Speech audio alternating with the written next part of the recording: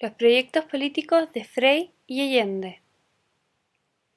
El proyecto político de Eduardo Frei Montalva, quien gobierna entre 1964 y 1970. Este proyecto político se encabezó por la frase "revolución en libertad", es decir, respetando la Constitución, las leyes y las libertades públicas, se buscaba una transformación de las estructuras políticas, económicas, sociales y culturales. Este gobierno fue apoyado por la democracia cristiana, uno de los 3/3, donde estaba el centro, la derecha y la izquierda. La democracia cristiana se ubicaba en el centro, donde tenía el proyecto de que todo tenía que cambiar. Sus adherentes eran muy variados y todos tenían esta esperanza de cambio. Se diferenciaba tanto del capitalismo como del marxismo, los otros dos extremos.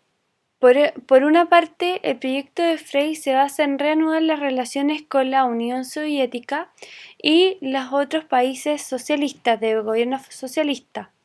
También se toman medidas contra el analfabetismo en cuanto a la educación.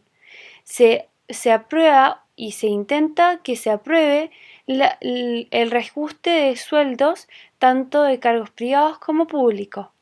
Y también hay un gran desarrollo por la promoción popular, es decir, se pretende solucionar los problemas de la comunidad a partir de sindicatos y organizaciones de la propia comunidad que resolverían estos problemas. Esto trae muchas veces tomas de terreno o de grupos de vivienda. Se produce una sindicalización campesina por otra parte en esta promoción del campesinado para que tenga un surgimiento y una integración en la sociedad. Muchas veces esto también produjo huelgas, ya que se legitimizó la huelga como un modo de protestar en caso de injusticias en el tema del agro. Por otra parte, en cuanto al derecho de propiedad, se realizaron una serie de reformas constitucionales en cuanto al cambio de la función de la propiedad hacia un sentido social. También se realizó una reforma agraria profundizando la realizada en el gobierno de Alessandri, y en 1967 se realiza esta reforma con el fin de aumentar las exportaciones, pero también de mejorar la distribución de la tierra. Hay también un sentido de promoción de campesina, entregándoles tierras para que puedan integrarse y realizar sus propios cultivos, es decir, la tierra es para quien la trabaja. Por otra parte, se intenta terminar con el poder electoral de la derecha que predominaba en los campos. También se realiza una reforma educacional, en que se ve la educación como un factor de movilidad social y por eso se potencia aumentando los años de la educación primaria, dejándoles entre 6 y 8 años y la enseñanza secundaria alrededor de 4 años. Se promueve también la creación de escuelas y liceos de todo tipo y así se baja el analfabetismo en un 10%. Y por otra parte se realizará una reforma universitaria en que se terminará con el bachillerato y muchos más querrán tener acceso al nivel universitario. En cuanto al cobre, se produce la chilenización del cobre en 1966 y luego la nacionalización pactada en 1969.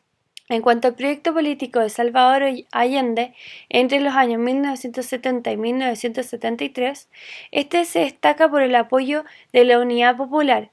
La Unidad Popular postuló primero un proyecto y a partir de este eligió un candidato.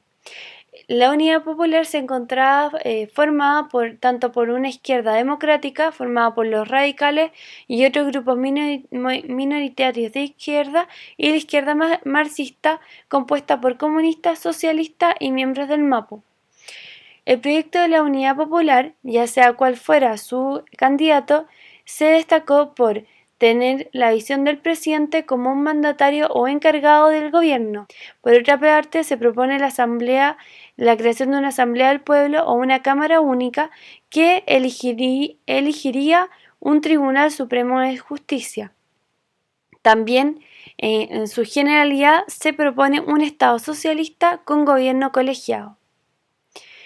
El proyecto de Allende se destaca por la frase vía chilena al socialismo, es decir, es la construcción del socialismo pero sin pasar por la dictadura del proletariado, es decir, en el marco de la democracia y el pluralismo. Sin embargo, el gobierno de la UP o de la Unidad Popular estaba dividido por dos tendencias, esta que era encabezada por Allende y una segunda encabezada por el Partido Socialista, el MIR, el MAPU y la izquierda cristiana, que creía que el proceso para llegar al poder total pasaba por el levantamiento armado. En cuanto a lo económico, se establecía que la política chilena era hasta entonces monopólica, dependiente, oligárquica y capitalista. Por lo tanto, se debían realizar cambios estructurales sobre esta economía. Estos cambios se basaban en dos frentes: en el cambio del poder económico mediante la estatización y una mayor participación popular mediante la distribución del ingreso. Se produce por otra parte una nacionalización de la gran minería del cobre. También se estatizan los bancos y toda la emisión bancaria, junto con una profundización de la reforma agraria que ya venía desde el gobierno de Alessandri y de Frei. Por otra parte, la noción de propiedad social se realiza también en el plano de la industria y el comercio a través de dos decretos ley principales,